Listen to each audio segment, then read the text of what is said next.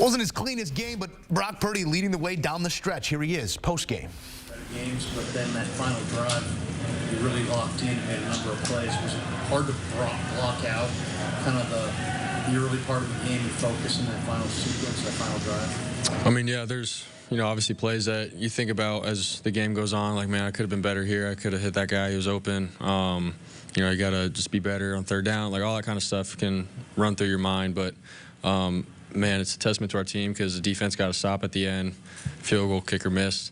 And it's like we had what we wanted right in front of us, and so you have to clean the slate. You have to have a clean mind and not try to force anything. Take what the defense gives you, and find a way, man. We had time on the clock, so it's not like you got to be a superhero, make a play or anything. It's do what we call the quarterback pack tells you, and go through the progressions and find a way.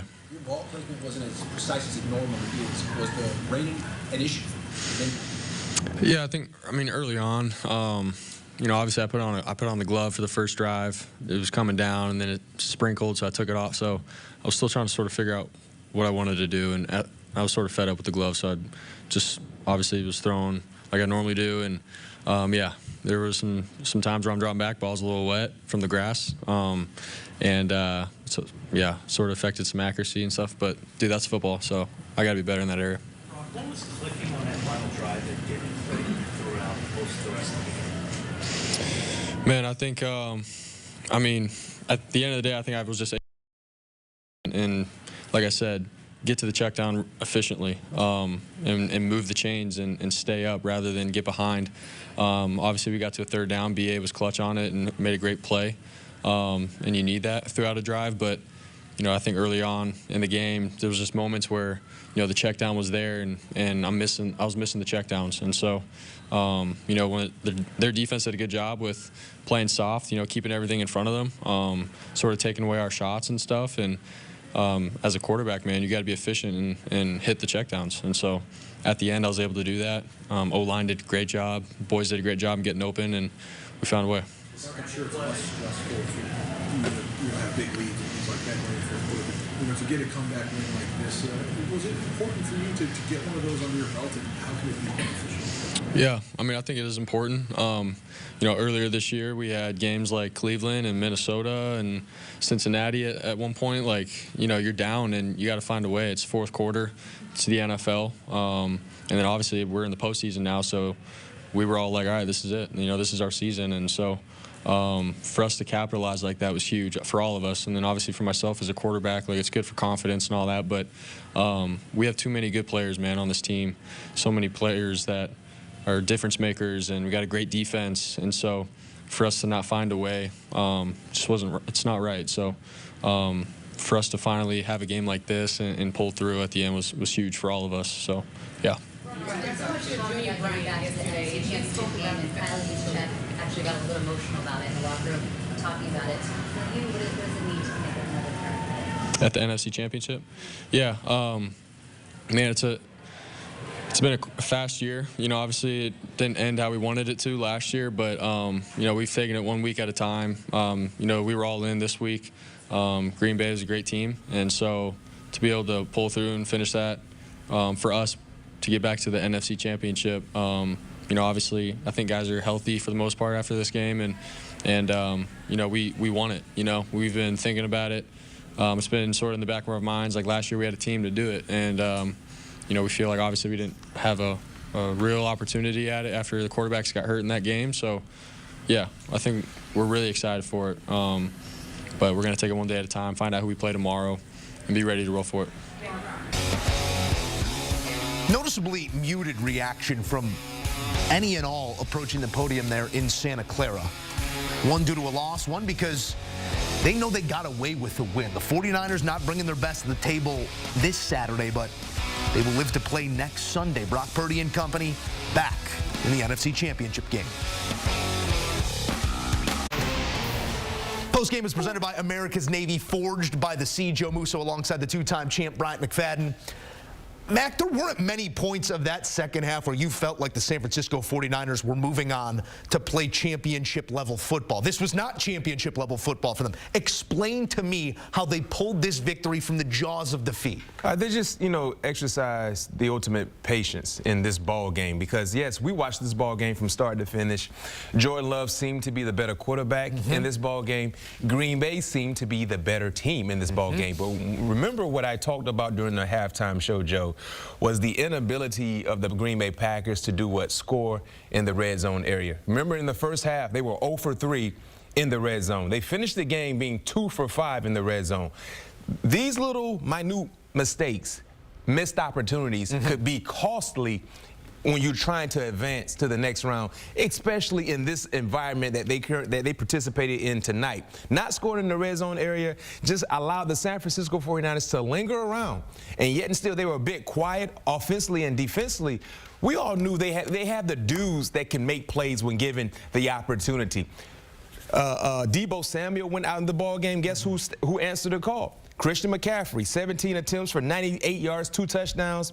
George Kittle, 4 receptions for 81 yards and a touchdown. We saw big-time receptions from Jennings and some of the other guys as well. So it was a collective, when you talk about all hands-on-deck mentality and trying to find a way to get this ball game. But if you talk about Green Bay losing this ball game, it's the red zone woes would be for me. Yeah, it was, again, by the numbers, by the eye test.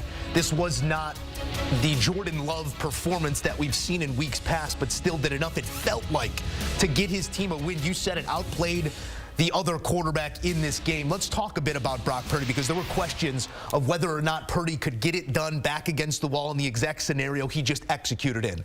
I don't know if that's a cure-all, because when you look at Purdy from a holistic standpoint in this game, when Deebo goes down, some of those inefficiencies are exposed. What did you make of the whole performance for Purdy? 23 of 39, 252 and a touchdown. Well, I'd say for 3 quarters he didn't look comfortable. I don't know if it was more about the weather than what he was seeing defensively, from the Green Bay Packers, but he just didn't look comfortable. But he never panicked, right? He stayed the course, he stayed within the game plan, and he found ways to execute it. And also, too, Joe, the Green Bay Packers did him a few favors. They had opportunities to come in with big-time interceptions from Brock Purdy, but not catching the passes led to extra opportunities for Brock Purdy. You can't say the same for San Francisco, because when Dre Greenlaw got his hands on the football, guess what? He came down with those said opportunities, and of course that game-winning interception was the opportunity to seal the deal and put a bow on the present. 49ers have reached the conference championship in each of their past 6 playoff appearances. This is what they do. They take care of business if they need to in the wild card and then in the divisional round as well. They take care of business by the skin of their teeth in this instance. Deebo is obviously such a big part of this offense, and we saw a little bit of what this offense looks like without Deebo Samuel. We'll get to the matchups. They're hosting a playoff game. They're hosting an NFC championship game. Those things we know.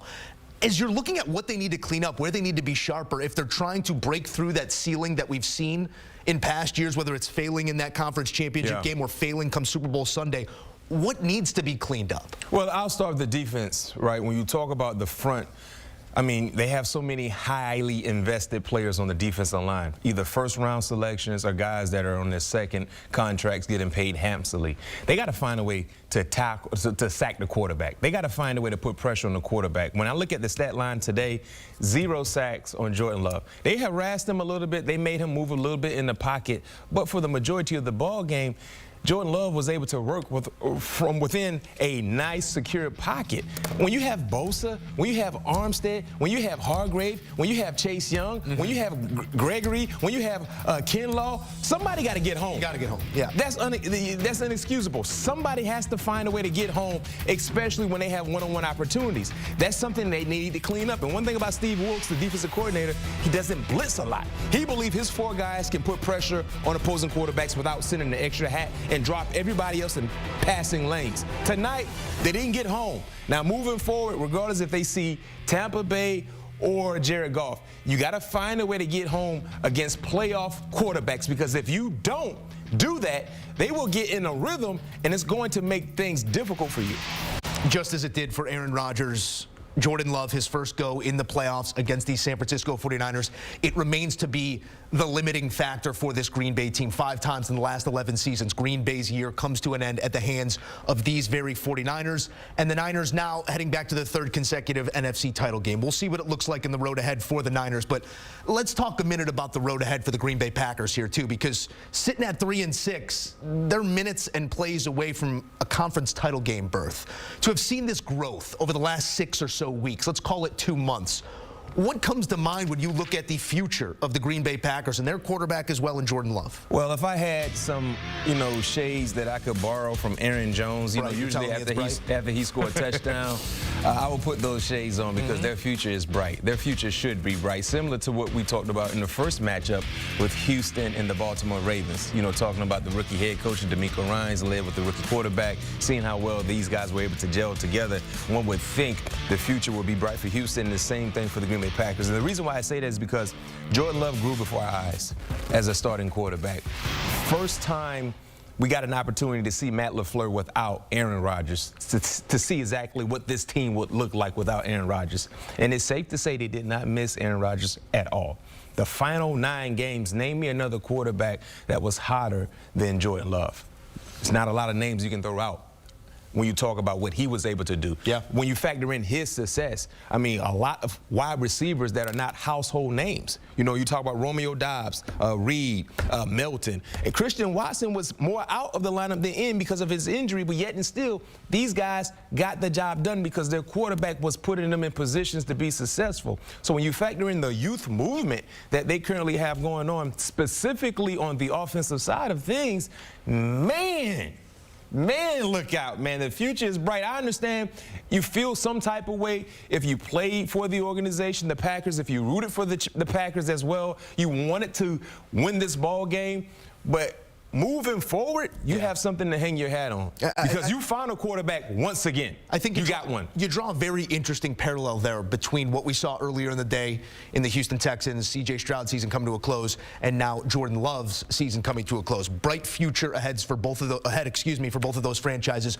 due to those 2 individuals. An interesting stat, and we have alluded to it maybe outside of the numbers. The 49ers 0-31 went down by 5 or more points under Kyle Shanahan entering the 4th quarter.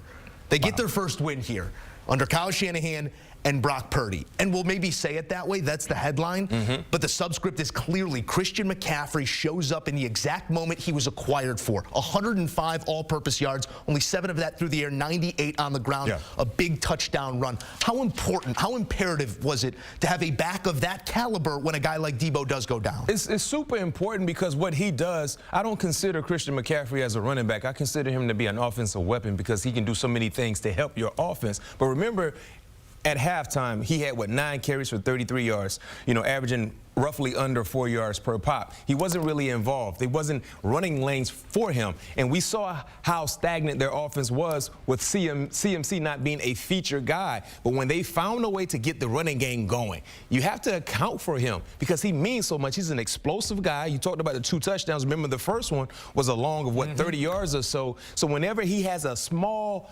running lane, he can turn a 5-yard run into 10, 20, 25 at any given time. And he just kind of jump-started everything offensively because as we watched the game, as you guys watched the game, Brock Purdy didn't look real pretty. He didn't look real pretty, right? It was like, oh, it's a little shaky, a good throw here, then you're like, oh, no moment there. But when they finally found a way to run the football, then you can start to see Brock kind of he had his Moosai moment, right? And that Moosai moment came, it was right on time because in that 4th quarter, when things were getting a little sticky, when the rain was coming down a little harder, Green Bay had momentum. You were like, okay, somebody got to make a play. Who made the play? CMC, and then, of course, Dre Greenlaw. You got the guys, you got to lean on one of them. They had one less guy in this game, but they still get it done. The San Francisco 49ers come up big against the Packers in the final moments. They'll be hosting the NFC Championship game next Sunday. All right, here's a look at quarterbacks to start a conference championship game in each of his first 2 seasons. And we remember Brock Purdy, the way things went, and this is where he's been trying to get back to because this was the moment that not only the Niners season ended, but some quarters earlier, Brock Purdy's season ended. And lest we forget, a UCL injury. He comes back just like the Niners did in this game, a comeback victory over the Pack for a berth to the NFC title game.